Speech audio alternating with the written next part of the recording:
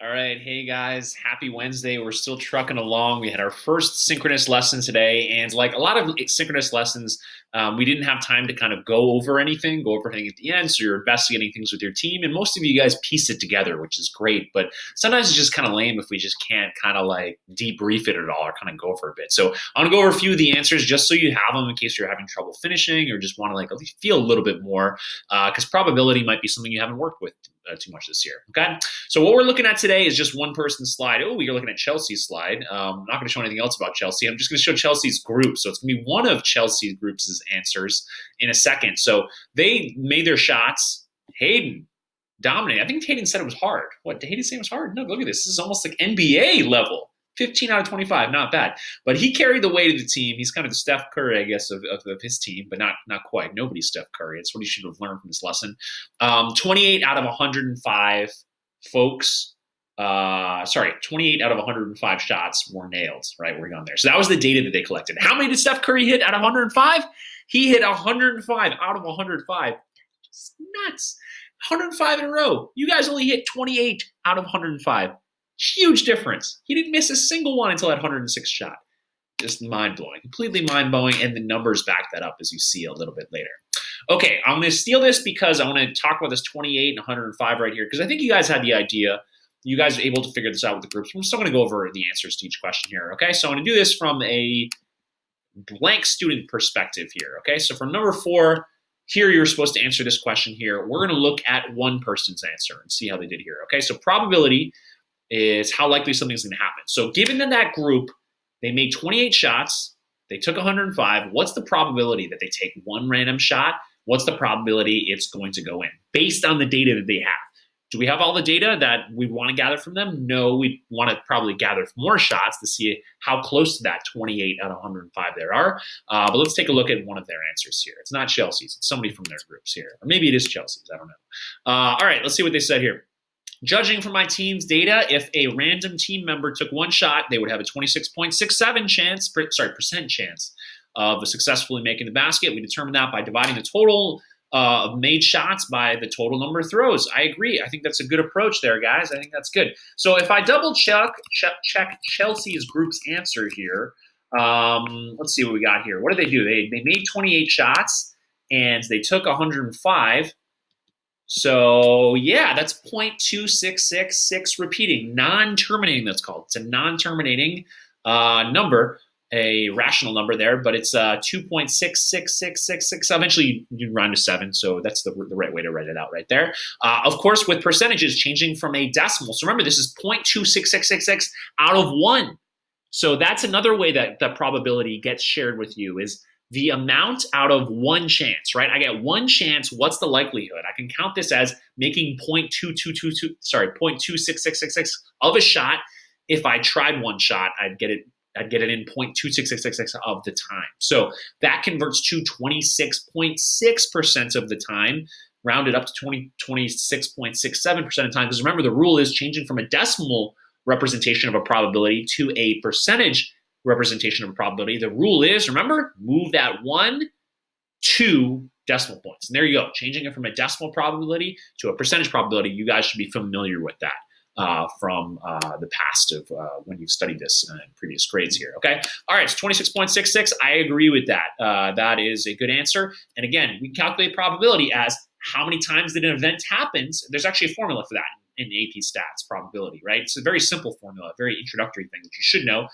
You take the number of times an event occurs and divide it by the number of times that it could have occurred or you're trying to induce it to occur. You divide that, that's the percentage likelihood of that event occurring, right? Total number of occurrences divided by the specific event, the specific event occurring divided by the total number of outcomes. And then there we go. Specific outcome divided by total outcomes. So 105 total shots are taken. That's the total number of outcomes. The specific outcomes is made shots. So 28 divided by 105 gets you this as your percentage. All right, let's keep working on this. I'm going to look at other answers. Other folks have some stuff here. Okay, so then again, the next slide you went to was probability here, which again was chances. So their chances of making a shot, not super good, unlikely. So Hayden was pulling up the group there, guys. Chelsea, Bryant. Theodore, come on. Mr. Fortin wasn't very good at shooting too, as a lot of people saw when I went to your groups today. All right, so a few things here. You had to answer was probability of making 2 shots, 3 shots. How did you do that? Let's look at another answer. I'm actually looking at it from the same group, I think. I think these are the same group answers. Or actually, wait, no, this is from their group right here. Let's take a look at this. This is a good answer. I like this answer. Perhaps we can be a little more mathematical with this, perhaps, in terms of operations and whatnot. But I think this is a good answer. So this was a good answer for making 2 consecutive shots. That's the likelihood of you take 2 shots, what are the chances they're both going to go in? So we know there's a 26.67% chance of making 1 shot. What about 2 shots, and how do you do that? So they said the probability that our team makes 2 consecutive shots in the basket is 0.07%. Wow, that's a lot lower. Wait, is it 0.07%? Oh, that's incorrect, I think. I think it's 7%, not 0.07%. Okay, we calculated this by finding 26.67% of 26.67%, and that is the way you do it, except I think they got the wrong answer on there. 0.07% is a very, very small number. Okay, so check it out here. This is what I think they were trying to do here. So again, it's Chelsea's group. It's not necessarily Chelsea, but we have here. So the idea of this is that we got 1 shot at this. What's the likelihood of it going in? Okay, the number of shots. Okay, percent likelihood. So it should be number of consecutive shots. Consecutive, right? In a row, made shots, consecutive shots here. Percent likelihood was 26.6%. So that's 0.26667%, roughly that. Oops, that's not percentage too. Remember, that was out of 1, okay? So this was likelihood, and then the percent likelihood was this. Well, if you do 2 shots, they said, let's find 26.67% of this.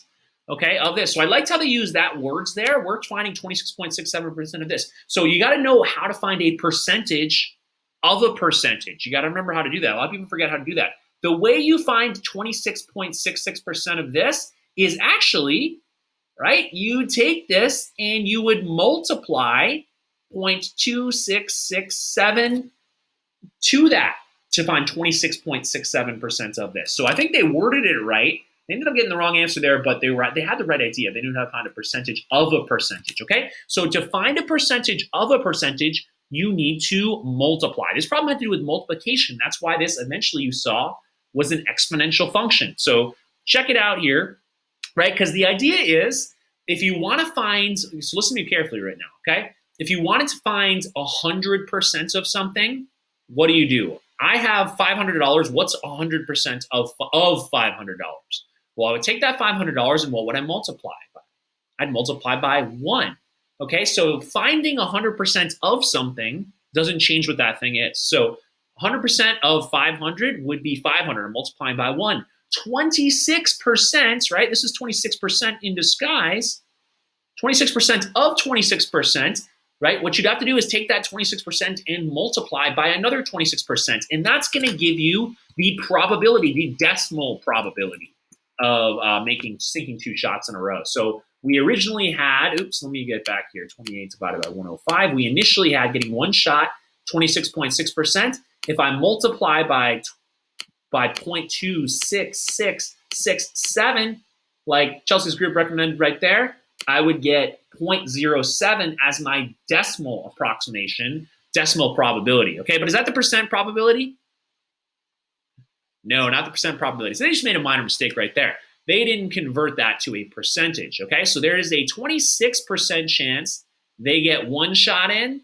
Then there's a 7% chance they're going to get 2 shots in a row.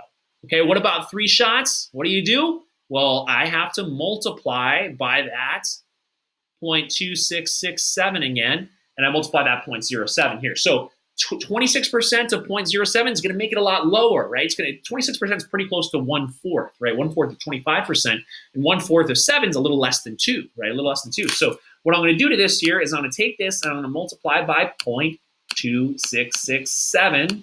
Okay, repeated multiplication, that brings me down to less than 1%. Okay, but As a decimal, that's much lower than 1 here. So it's there's a 0.018 or 19, let's make it, chance out of 1, right? 0.019 occurrences out of 1 total outcomes of hitting 3 shots in a row for that group. That's not very much at all because that's 1.9%. There's a 1.9% chance that they're going to get 3 shots in a row. Remember, right? We got to change our decimal places 2 spots if we're going to a percentage right here. Okay, so 1.9%. So good answer, but they didn't convert their percentages right. This is the decimal, right? 0.07 out of 1 is 7%. 0.02 out of 1, right? Percent means out of per 100. If you're 0.02 out of 100, we got to take this and multiply it by 100. So that becomes 2% too. So that's another thing. Percent means per 100, per century, right? 100. Okay, so that was pretty good here. Let's look at another group's answer here too, because they actually worded it a little bit differently. And I liked both of the ways they worded it, but let's check it out here. Next group answer. We got this. So this is what another group says about this one. So let's check this one out. I think this is a pretty good answer here. Probability that our team makes 2 connected shots in basket is about 22%. So that feels more about right. They probably did this one. We calculated this by, multiplying their probability of 1 shot by itself. I have a 46.67% chance of getting 1 shot in a row. This group is pretty good. They're pretty good shooters. Definitely better than Mr. Fortin. I'm getting 1 shot in a row. So if I get the second shot in a row, these events are independently related. I only have a 46.4767 chance of getting 1 in a row. So that second one is going to be 46.67 of that, or I just need to multiply that by 46.67 to figure out what the total percentage is here. I survived that first shot, and there was only 46% chance. Then I have a 46% chance of that 46%, and that's going to get our answer. So we got to multiply by 46.67. So I agree. There we go. Probability. That's how it's going to work. Total number of outcome, the desired outcome, divided by total number of outcomes, gets you the first one, and then you just got to multiply for repeated, right? Repeated of the same outcome that you want, okay? And then they did it again, right? So now they're multiplying 46.67 3 times in a row, and that's going to get them to a decimal probability. This one here is points. So if this is percentage, right? 46.67%. They got to convert to a decimal form, which is just we move the decimal place 2 back, right? Remember, percent means per 100, and the decimal form is per 1, right? Per every one shot, we're going to get 0.46 of those shots in the basket, right? In the basket here. So that's 0.4667, and then they did that 3 times. So I'm going to take that actually to the third power. I'll just take that to the third power, and there we go. I got 0.1016, okay? They got 0.1617 if we round it, and that would convert to move the decimal point 2 places, right? Because this is 0.10 out of 1, right? Only 0.01 times will we get 3 shots in a row. If we tried it 10 times, it's going to happen 1 time. So that's 10%, 10 times out of 100 per 100, okay?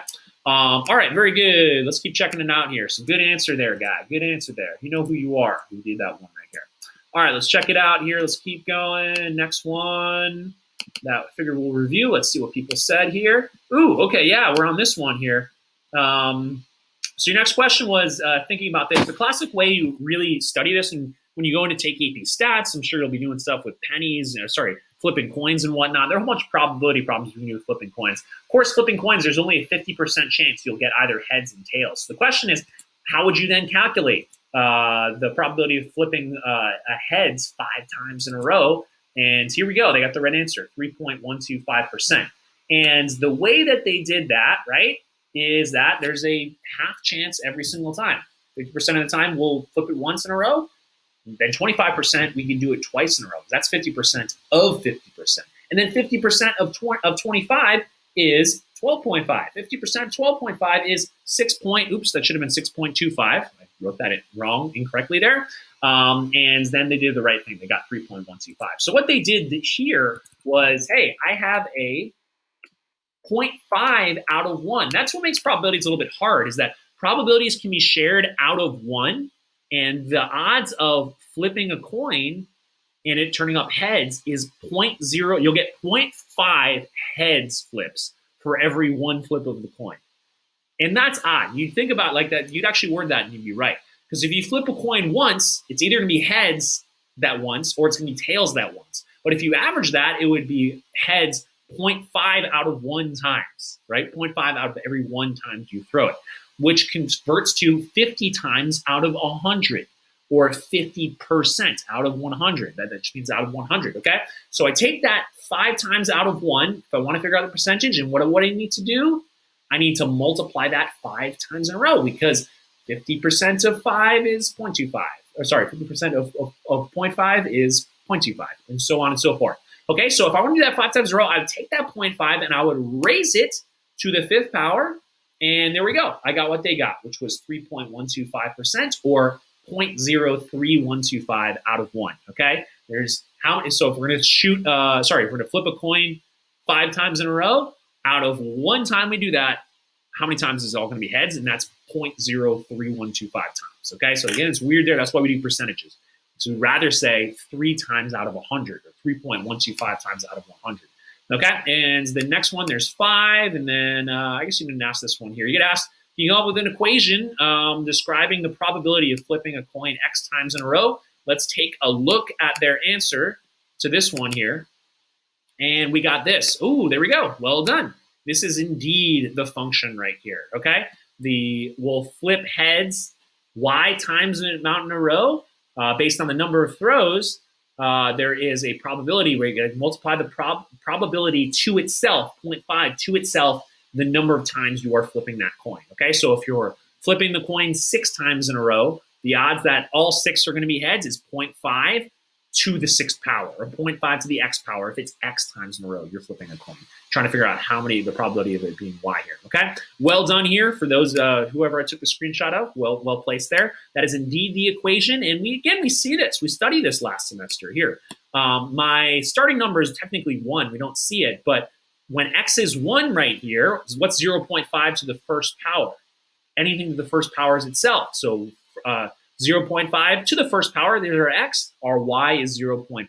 Look at that. This is X, and that's Y. Okay? 0.5 to the 2nd power is what?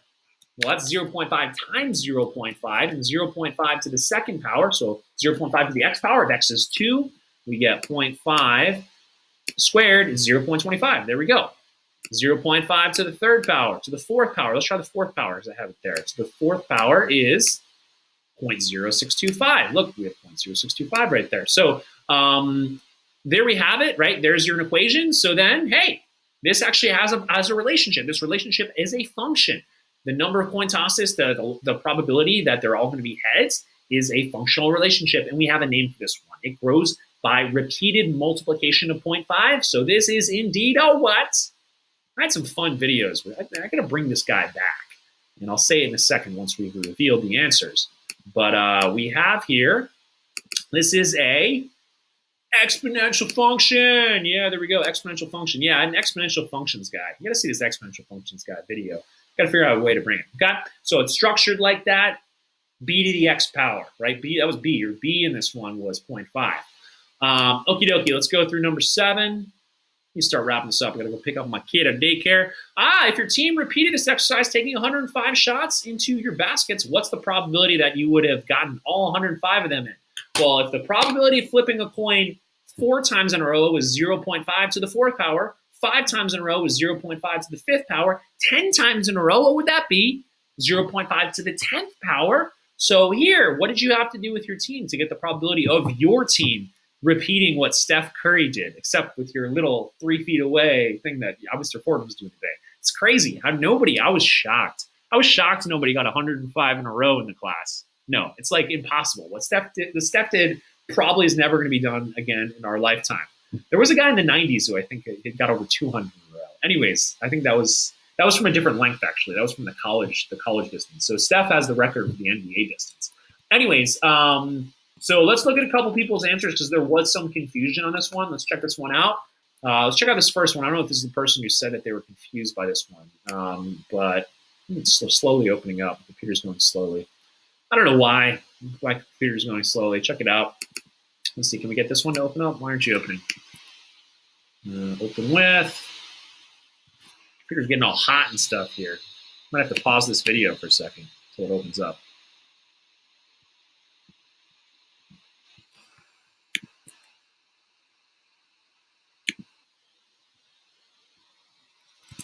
Okay, I'm back here. I had trouble getting my answer to this one set up that somebody submitted, but here we go. We got an answer here. This is the person who's a bit confused, and we're dealing with that 46.47% number again, which remember is a decimal is 0.46667. So they got this from their calculator and they didn't understand it. So maybe I'll explain it really quickly here. This is a scientific notation answer that appears in a calculator. Remember scientific notation, maybe from middle school? We haven't done it too much here in high school, but hopefully you learned a little bit about scientific notation. Scientific notation is a way of writing really, really large or really, really small numbers. That's sort of the best way to describe what scientific notation is. And what the E stands for is you take this number in front, 1.774062, and you times it by 10, right, which would just be 17.7. Well, you don't do that right away. You times it times 10 to the whatever power is here. This is the negative 35th power. So that means we're going to have 35 zeros in between the decimal and, well, not really in between the decimal. We have 34 zeros between the decimal and the 1, right? Which is a really, really tiny number, and that's out of 1, right? Out of 1. That's a kind of minuscule number.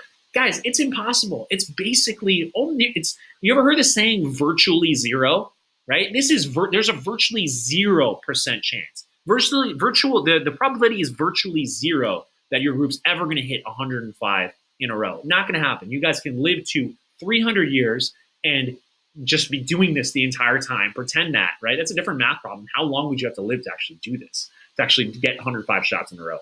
1.774 times 10 to the negative 35th power. This means times 10 to the negative 35th power. So let me show you. Your calculator's showing you that, but just to reiterate here, what your calculator really means by that is 1.7, what do you guys have? 774 times by 10 to the negative 35th power. Okay, so what that's equivalent to is 0.00. We gotta move this 35. Okay, 35 decimal places that way, right? Timesing by 10 changes where your decimal place it is. If I times by 10, it becomes 17 all of a sudden.